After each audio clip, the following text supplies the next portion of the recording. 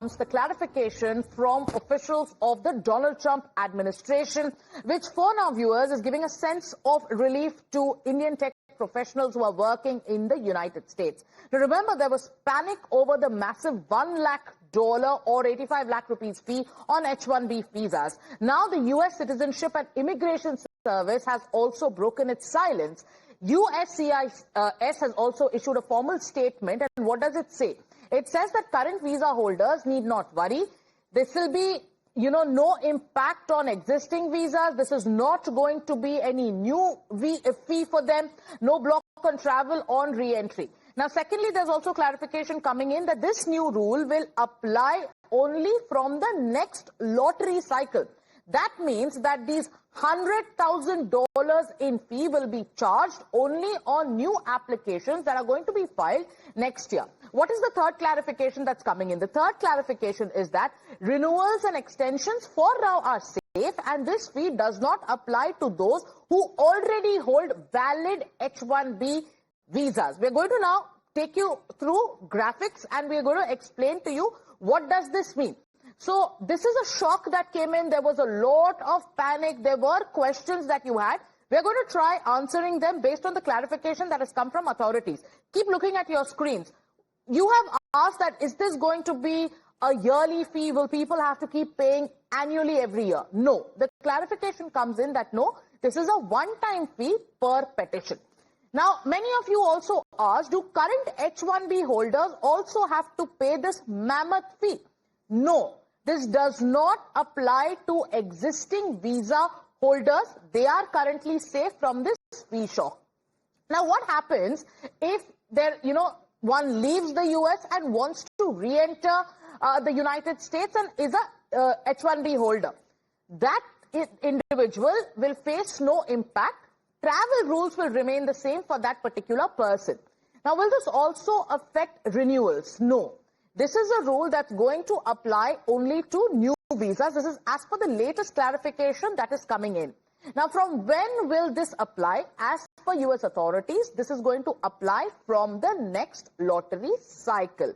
Srinjoy Chaudhary is joining us on this broadcast. Srinjoy, after this clarification that comes in from U.S. authorities, do you think this is going to give a sense of relief to the to techies, to Indian techies, and also to those who were panicked after that proclamation was signed yesterday by the U.S. President?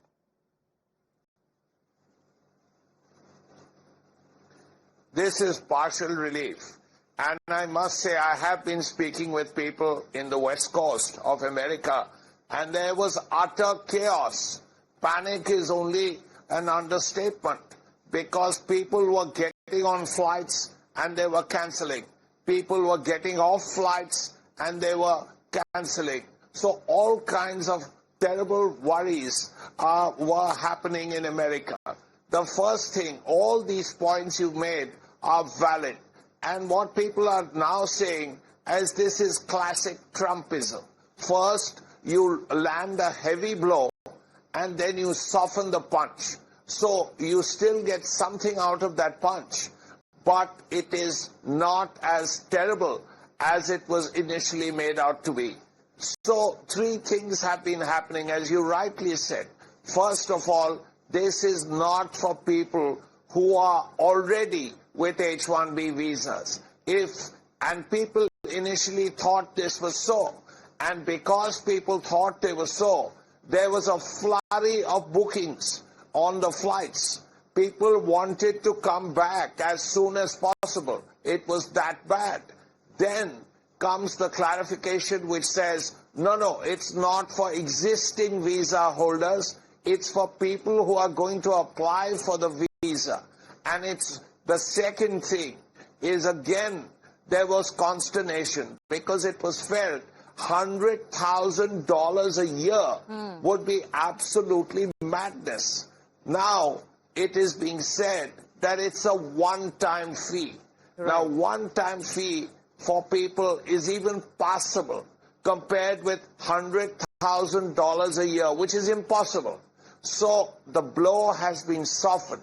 But if someone wants a H-1B visa, let's for 10 years, it's still $10,000 a year. Yes. All you have to do is multiply that 10,000 by 88. You still realize how much money that is. Okay. Nevertheless, it is not as bad as the earlier amounts being considered. Yes. So the blow has been softened. Yes. And this is being seen as classic Trumpism. And Srinjoy, I want you to stay with us. Like you said, the blow has been softened, but there are some aspects in these new rules, even after the clarification, that need some sort of, more explanation. Stay with us because let's explain further what does this mean for Indians who are already working in the United States. So for now, it is not as big as a shock as, as it was being spoken about yesterday. This is not that big of a change for those who are existing H-1B holders. Now, for those on H-1B and who are traveling out of the country, what can you do? You can return without fear of being asked to pay. For students, what does this mean? Your study visas are going to remain unaffected. But when you finish your course and apply for a new H-1B to work in the United States, this rule will apply to you. This rule will kick in. Now, what's the real impact? The real impact is going to be on new applicants and also on employers who must now be ready to shoulder the hefty fee. Now, that in turn, viewers, could make companies think twice before hiring fresh talent from India. So what are the scenarios that we're going to tell you about? So remember, we're going to explain to you after the clarification that's coming in. If you are an H-1B holder in the United States, what does this new rule mean for you? That you are not going to be asked to leave. These new rules will not apply to current H-1B holders. You will be free to travel without extra payment. Now, let's come to the next scenario. You are an H-1B holder, but you are currently outside the US. What happens then? You will not be asked to pay a fee for any kind of re-entry. These new rules will not apply to existing visas, like we are saying after the clarification that has come in. Entry will be allowed on your visa if it is still valid. Now, what if you are applying for a new H-1B visa? What happens then? Then your employer must pay that one-time fee. The exemption will be possible in cases of national interest, but the employer or anyone else will have to explain why that exemption is being made for you. This will also impact hiring decisions and job offers. Now, let's come to one of the other scenarios. If you are a student in the United States, what does this rule mean for you? You can finish your studies with your current visa, but if you have to work later under the H-1B, your employer will have to shell out that hefty fee of $100,000. The employer may also seek an exemption in special cases. We also have Dinesh Mistry, research fellow at Howard Institute at Stanford University. After the clarification that has come in, Mr. Mistry, from authorities in the United States, do you think it allays fears in the tech sector, especially Indians who are working in the US? And who do you think this will impact the most? What about all those who were very in a state of panic and shock yesterday? What is a message that should go out to them to allay their fears? Well, thank you for having me. I would just like to say that this still is pretty shocking. Some of the details are being clarified, but of course, there's going to be a lot of litigation around this. There's going to be a lot of politics around this. And so there, even though there is some clarification that we're seeing right now, there's still a tremendous amount of uncertainty that many, many people face. Is it going to get worse? Is it going to get better? These are the questions that a lot of people in my neck of the woods, in the heart of Silicon Valley, are asking themselves right now. So it's great to try and figure out all the clarifications that we will need. But this is going to be something that I think will be playing out over the next days, weeks, and months as we see this continue. Right. Mr. Mistry, you're talking about a sense of uncertainty and confusion that's going to remain. How do you think this will impact the larger ties between India and United States? And also, what about the student community? You've been talking to them. What are the kind of questions that are being asked? What are the fears that students there have currently in their minds? Yeah. So the people-to-people have been the basis of the U.S.-India relationship going back more than 50 years at this point. People-to-people relations is really the central part of U.S.-India. Apart from 5.5 million Indians or people of Indian origins living in America, you've now got 1 million U.S. citizens who also live in India, oftentimes the children of former H-1B holders. So when things like this happen, and when people are affected, this strikes at the very base of the U.S.-India relationship, right? You can have leaders who have issues with one another. We've seen that. We've survived that. We've weathered that. You can have all of those kinds of things. But when you go after the people-to-people ties, when you go after the economic ties, those are the fundamentals of the U.S.-India relationship. And that can have really long-lasting effects on U.S.-India relations. Slowing down the number of people who are coming, all of this stuff can be really, really concerning. Students also are really affected by this. Many of the students who come to America are looking to make permanent careers out here. That path almost always runs through H-1B after students. And so when you think about what's happening to these students, now will they be choosing other countries like Canada, Australia, UK, or even choosing to stay in India? For the U.S., that's a real concern because Indian immigrants, including through the student pipeline, have become a real source for our STEM development and for our innovation industry here. 25 to 30% of all people who work in that are Indian. Okay. Dinsha Mistry, do stay with us. We also have our consulting editor, Srinjoy Chaudhary. We're now going to tell you about what the government has said.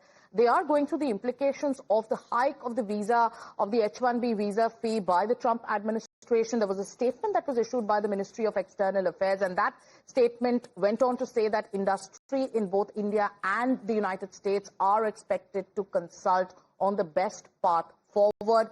India has cited humanitarian consequences by way of disruption caused to families, now expressing hope that these disruptions can be addressed. Srinjoy, now with this clarification coming in, the concerns that were raised by Indian officials after the initial announcement, do you think those concerns have been addressed by this clarification that has come in? Well, partly addressed. As Professor Mistry rightly said, that this is not an easy time because these kind of things are necessary. This is not even a necessary evil. It's more evil than necessary. Now, the point is, think of all these people who suddenly faced this yesterday, and it was almost as if that they would have to pay $100,000 every year. Suddenly they realized that, yes, they don't have to pay. Now what accounts for all this tension? Was it necessary at all? And as Professor Mistry rightly said, this is going to cause concern among people who want to come to America to study, to work. And rather than go to America, they will go to Canada, they will go to Ireland, they will go to Britain, maybe even Australia, somewhere in Europe. So this is something which could be a problem, at least a temporary problem, for Indo-US ties, particularly people-to-people relationship. And when the MEA says what it does after considerable thought. And when they speak of the humanitarian problem, there clearly is one. Even today, here is someone who is wanting to go to America, who probably has a job offer, and suddenly he finds this $100,000 issue. Will his company pay for it? Will his company not pay for it? Will the company say, you pay for it first and we'll reimburse you? Who is going to come up with 88 lakhs straight off the bat? So all of this has led to a lot of confusion. Absolutely. Thank you, Professor Mistry and Srinjoy, for joining us and, telling us about how this decision of the Trump administration will affect Indians abroad, especially job seekers and students who want to make their careers in the United States. Meanwhile, Srinjoy, we're also going to now take a listen in to the conversation that you had with a software group, the CEO of a software group in Singapore.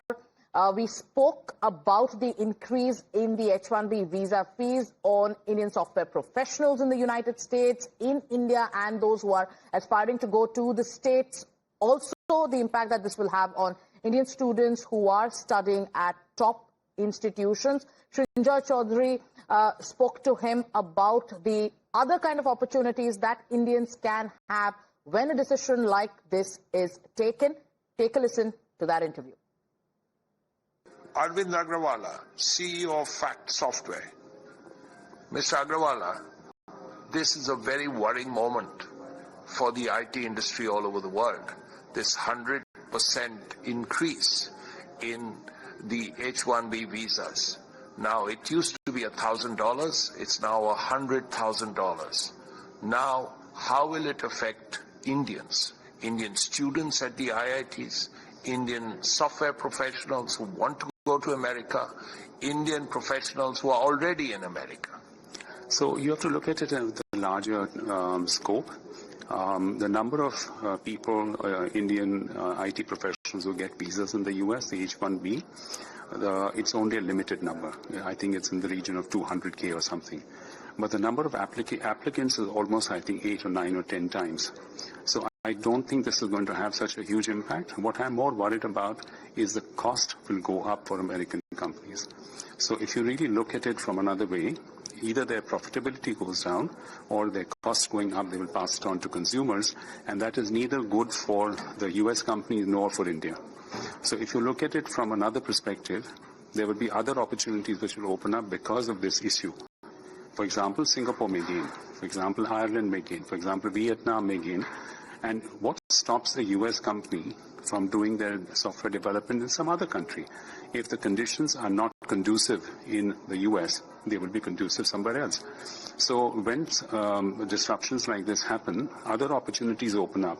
Personally, I don't think that except for some time where there will be a lack of clarity on the rules and the way business is done, that Indian IT professionals may have a little bit of disruption. But even in the midterm, I don't think this is going to be a big problem. That was Srinjoy Chaudhary's conversation with Arvind Agarwal, who is the CEO of Fact Software Group in Singapore.